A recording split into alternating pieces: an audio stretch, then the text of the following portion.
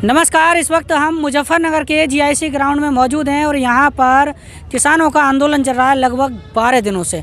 अगर चौखट देखेंगे तो यहाँ पर किसानों के जो है डेरे लगे पड़े हैं और किसान यहाँ पर बहुत ही बड़ी तादाद में किसान आया हुआ है। यहाँ पर हमें एक जो है बहुत अजीब व गरीब व्यक्ति देखने को मिले। इनकी जो कुछ मांगे हैं जो लगभग बता रहे हैं कि मैं खुद 12 दिन से ये बैठे हुए हैं। इन्हें क्या आप और आपके बच्चे बेरोजगारी से परेशान हैं? क्या आप और आपके बच्चे निजीकरण से परेशान हैं? क्या आप भ्रष्टाचार से परेशान हैं? क्या आप महंगाई से परेशान हैं? तो आवाज़ उठाइए फेसबुक, इंस्टाग्राम, व्हाट्सएप पर ताकि सरकार जाग जाए। ये जो है भैया मास्टर नीरज कुमार चांदपुर, मेरे ये जो इनका पेज वगैरह है और इनकी ये मांगे हैं और इधर भी अगर इनकी मांगे। इनका सबसे पहले कहाँ से हो आप, क्या नाम है? मैं मुजफ्फरनगर के गांव चांदपुर का रहने वाला हूं जी। तो मेरी जो सरकार से मांगे है कि आप महंगाई को जो कंट्रोल करें और निजीकरण जो है एकदम स्टॉप कर दीजिए और जो भ्रष्टाचार फैल रहा है उसको ख़त्म करिए। महंगाई ने आम आदमी कमर तोड़ रखी है। जिस प्रकार जो केंद्र सरकार जो सारी सरकारी संस्थाओं को निजीकरण करने में लगी हुई है, ऐसा लगता है कि यह सारी सरकार जितनी भी सरकारी संस्थाएं सबको निजीकरण करेगी। निजीकरण से आम जनता को बहुत नुकसान हो रहा है। वो जो लाला इस सरकारी संस्था को ठेके पर लेगा वो कम मजदूरी करवा कर कम मजदूर देकर अधिक से अधिक काम करवाएगा, जिससे समाज में बेरोजगारी फैलेगी। दूसरी तरफ राज्य सरकार और केंद्र सरकार युवाओं के लिए कोई भी रोजगार नहीं निकाल रही है, ना कोई वैकेंसी निकाल रही है और हर विभाग में वैकेंसियों की रिक्त पद पड़े हैं। लेकिन क्या काम कर रही है? अखबार के माध्यम से, टीवी के माध्यम से और जो मीडिया के माध्यम से कह देते हैं कि हम 70,000 की वैकेंसी उस फला विभाग में निकाल रहे हैं। अभी हमारी वैकेंसी जो उस फला विभाग में आएंगे 20,000 की। आप कितने पढ़े हुए हो? मैंने MSc बॉटनी से किया है, BSc किया है और BEd किया है, टेट भी पास है। दूसरी समस्या यह है कि यूपी सरकार जो प्राइमरी टीचरों की भर्ती करते हैं वो सुपर टेट के 60% और एकेडमिक मार्क के 10% नंबर जोड़ने के आधार पर करते हैं।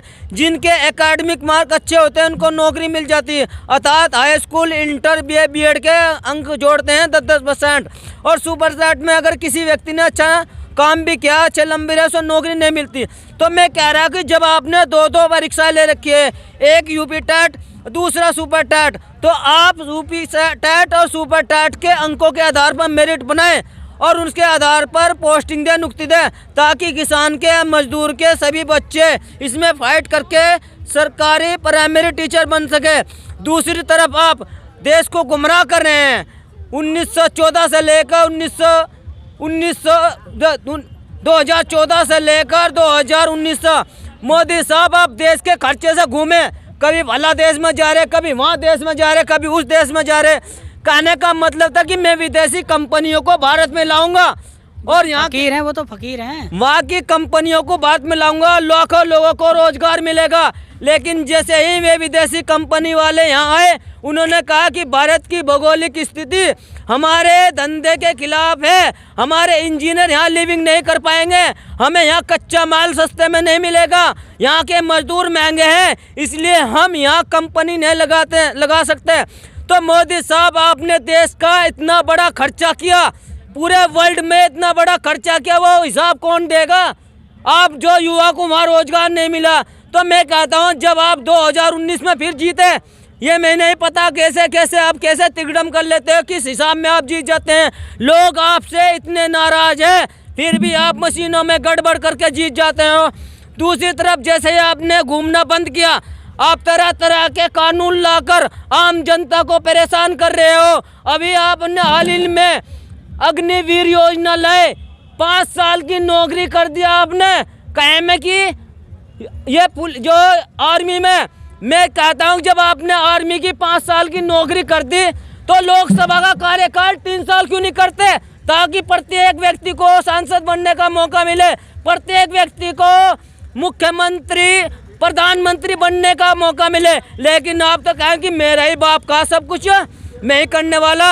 हम सब भारतीय लोगों ने तुम्हें प्रधानमंत्री इसलिए बनाया था 5 साल के लिए कि तुम हमारे लिए विकास करो, लेकिन तुमने क्या काम किया? तुमने भाजपा पार्टी का विकास किया, उन बड़े बड़े 10 लालाओं का विकास किया, और उन्हें ही ठेके पर सारी संस्था देने में लग गए। तो भाई साहब मोदी जी होश में आओ, ये जनता ऐसा ना जाग जाए और 2024 में आपको हरा दे।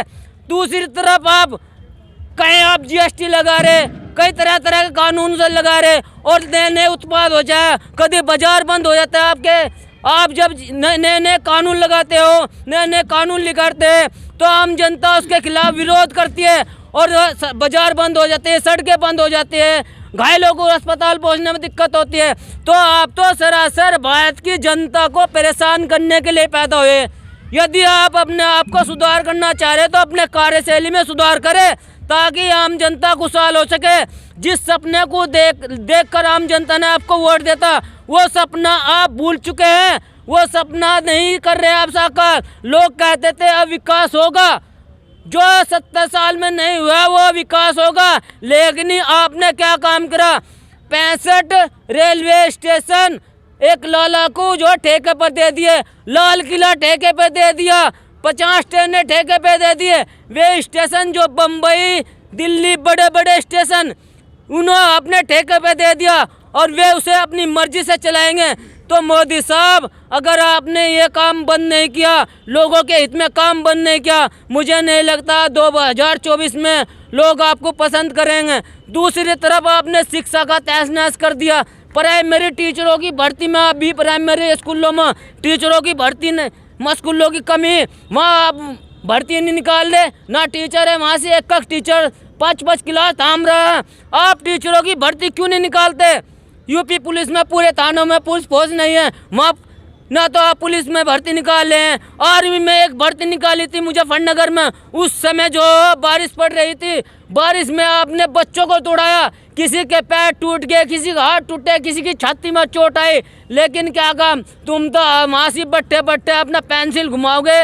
आपने कभी सोचा है कि पैर टूटने का दर्द क्या होता है, छाती में चोट लग जाए कितना दर्द होता है? युवा उस दर्द के कारण सारी रात सो नहीं पाए। उनका माँ बाप, उनके बच्चे क्या सोचते होंगे आपके बारे में? आपको बद्दुआएं देते होंगे, दुआएं नहीं निकलती लोगों के दिलों में। जब ये बेरोजगार बेचारे जो सड़कों पे घूमते हैं तो उनके माँ बाप आपको जो दुआएं नहीं देते, आपको कोसते हैं। अब भी समय है, इन रोजगारों को सर्जन करो, बेरोजगारी को ख़त्म करो, निजीकरण बंद करो, भ्रष्टाचार बंद करो। बस आपसे मेरी निवेदन है कि आप समाज हित में काम करो। मोदी योगी जी यही इसीलिए आपको काम के लिए मुख्यमंत्री और प्रधानमंत्री बना था, इसे मत भूलो। यह समाज की भारत की सरकार की कुर्सी है, आपकी अपनी खुद की कुर्सी नहीं है।